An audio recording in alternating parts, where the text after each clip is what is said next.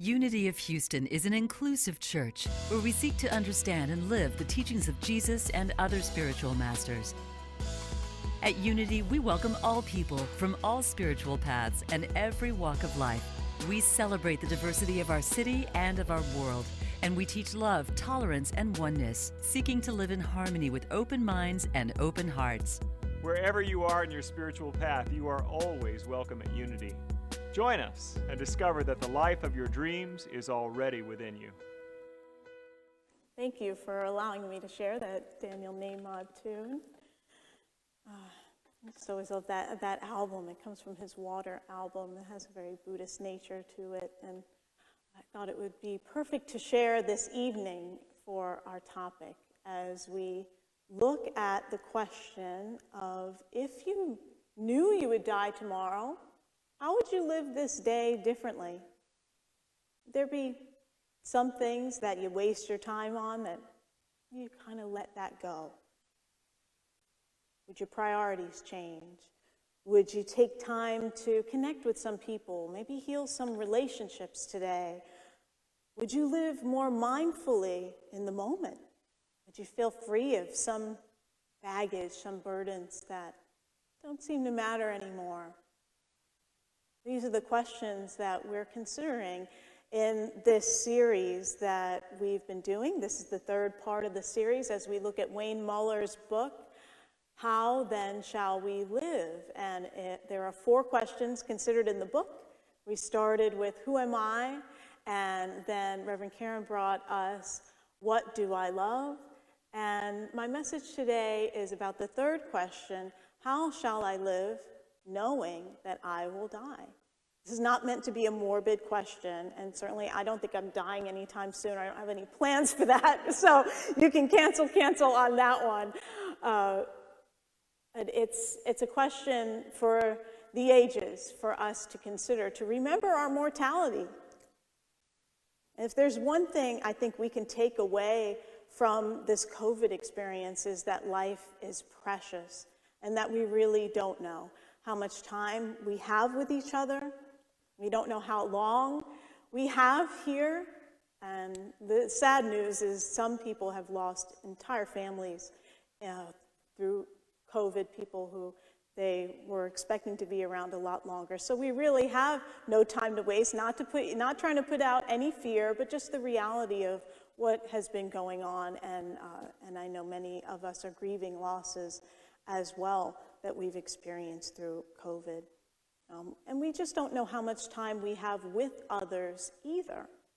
I think about, I've only been in this ministry for a little over 6 years, and how many dear ones left what for me felt like too soon, and I'm sure it was just right on time for their soul, but certainly some that were unexpected. Our Jaime Gomez, who was just a tragic loss for us, and that was heartbreaking to lose him. We just didn't know how much time we had left with him. And I think about, and our licensed Unity teachers, beloved faces, that I think of Cecile Etherly and Francis Huffman, and just sometimes even expecting them to be at meetings, and because they were so much a part of what we're doing and who we are at Unity of Houston. No doubt their energy and love is with us, but to think, if I knew they were going to be gone, what would I have said or done differently? And so we get to ask that question for ourselves and our lives and even the people in our lives. Because even if those people continue to live, they all live a long time, everything changes. Things change so frequently. And sometimes before you know it, somebody's moved away and they're not a part of your circle anymore. So we're invited in this practice to cherish the moment, to cherish those who are with us, and to live as if this day or the next day may be our last. I want to share a story with you from the book, from Wayne Muller's book. Now, Wayne Muller is a minister and he's a teacher, and had the pleasure to hear him speak at a Unity conference a few years ago. And he tells a story in this book about a man who he was counseling named Paul. And Paul had been going through a long journey with cancer, and he was in Santa Fe. He was doing his ministry in Santa Fe, and Paul was nearing the end of his life.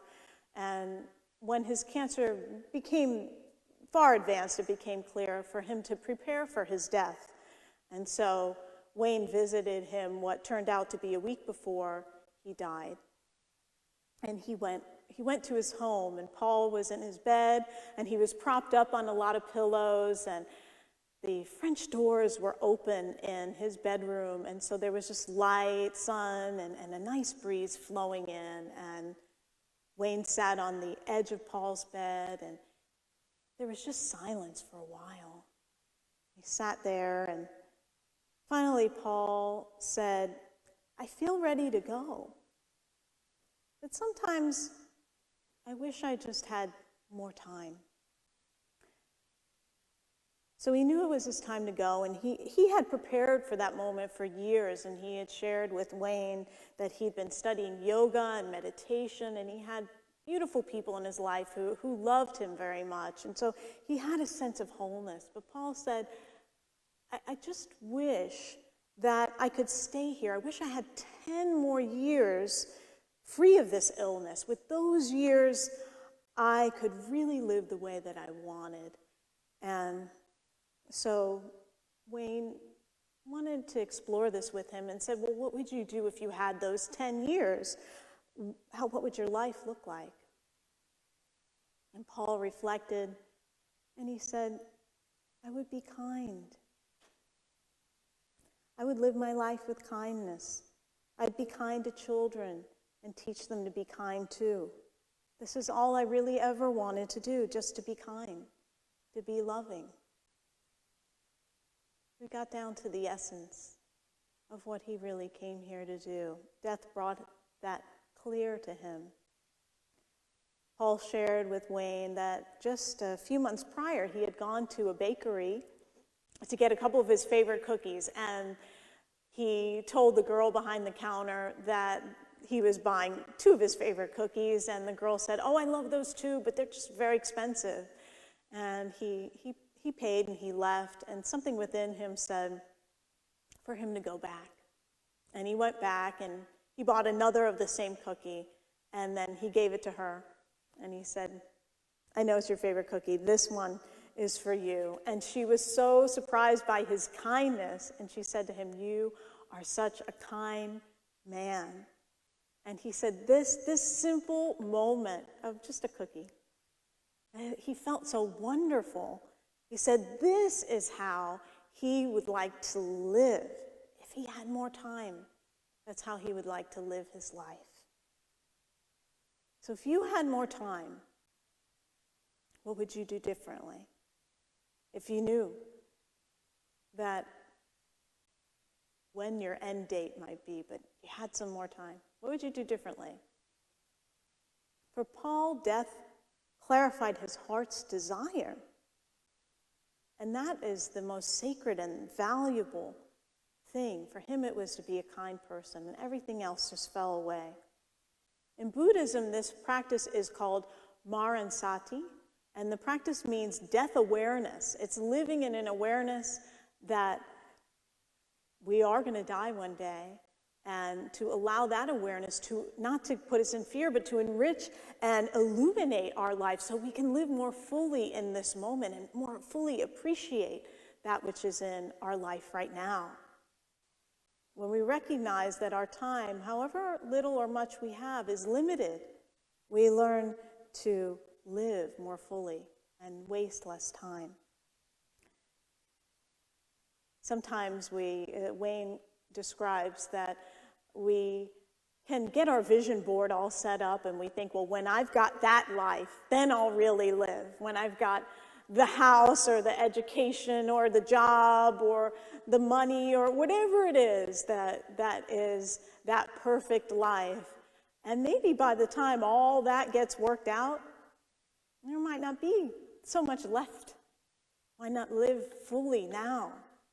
Because the stuff, we know, we can't take it with us, right? And it's not what really is dear to our hearts. We'll have missed the journey if we're just waiting to get all the stuff, right? So I invite you into this practice that Wayne Muller shares, and it's called I Could Die Today. I could die today. You make it fun. So just pick a simple activity to do, something that you do every day. Brush your teeth, or wash dishes, or put on clothes, open your car door, anything that you know you do every day. And every time you do that particular thing, say, I could die today. And what if that was true? So what arises in you when you do that? What feelings, what people, what dreams arise? What do you feel free from? And so allow that to be a practice, a simple practice, to bring you into mindfulness and to help you have some clarity about where you want to put your energy and your joy, and what maybe you want to let go of. So I hope that that will serve you well. And I want to close with one of my favorite poems, The Summer Day by Mary Oliver. Who made the world? Who made the swan and the black bear? Who made the grasshopper? This grasshopper, I mean.